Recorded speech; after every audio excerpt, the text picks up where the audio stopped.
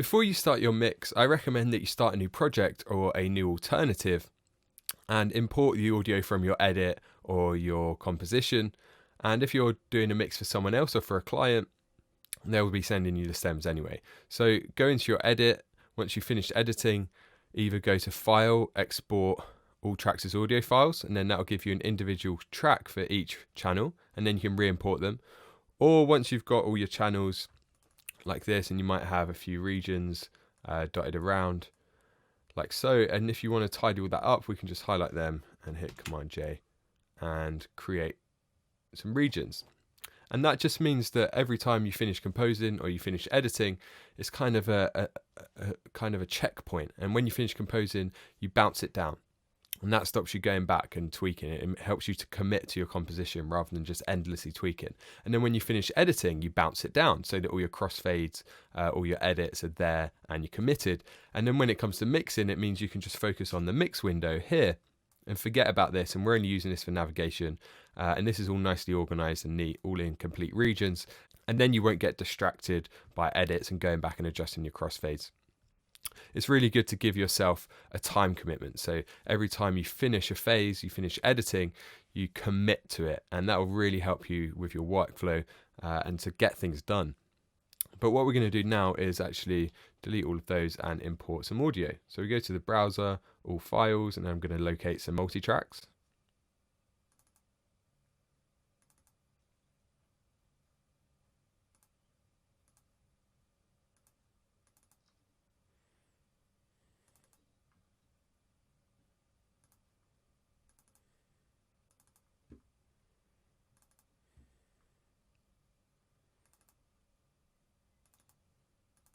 Once you found them, just highlight them all and click add, and we're going to make sure they're on new tracks. So you can see here that it's already added channel names for us.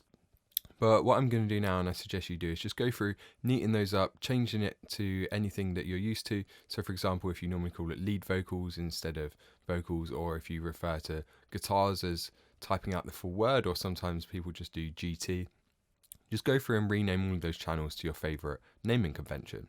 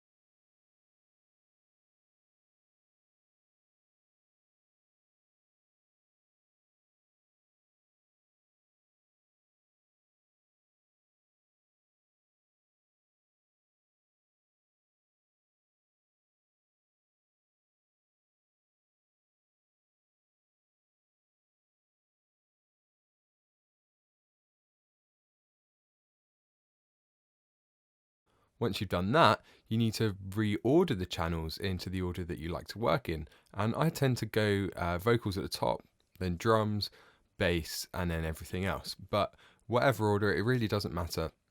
It's whatever order you're used to. You can use that same order, or some people like to go kick, kit, bass, and then everything else, and then vocals last. It doesn't really matter. Just go through and reorder the tracks.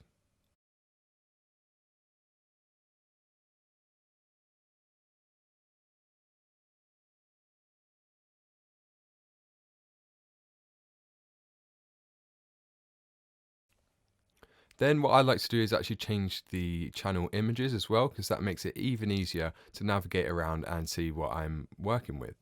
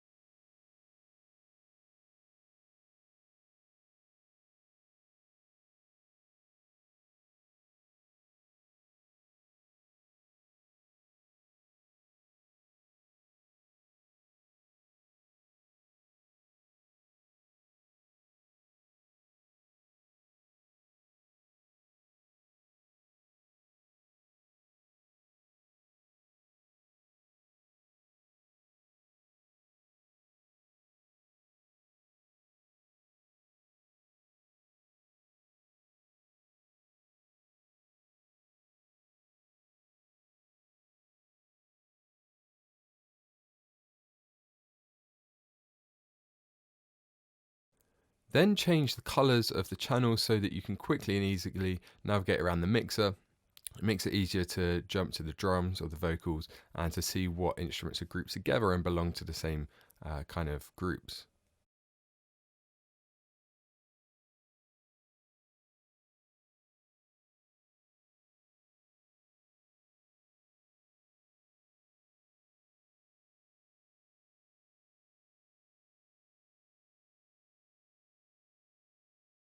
Finally, you need to add your structure markers, and this is important because using the numeric keypad, we can jump around the song. It also helps us to quickly highlight and loop different sections of the song, and we're using cycle, and it helps us to cut bits out if we want to play around with the arrangement as well, although that would have been done in editing. But still, it's really good for jumping around the song when you're mixing.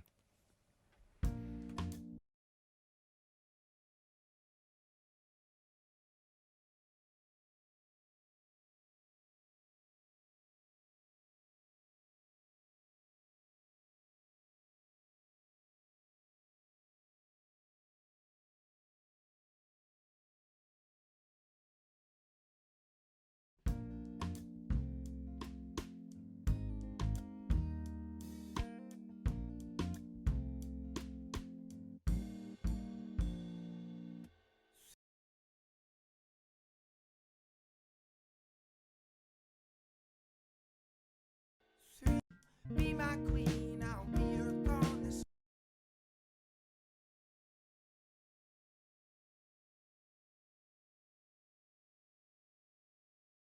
One way to quickly add structure markers if you don't know the song that well is to turn on Varispeed and bring up the speed so that you can quickly play through the song, and then just use the Option apostrophe shortcut to add markers as you're going through the song.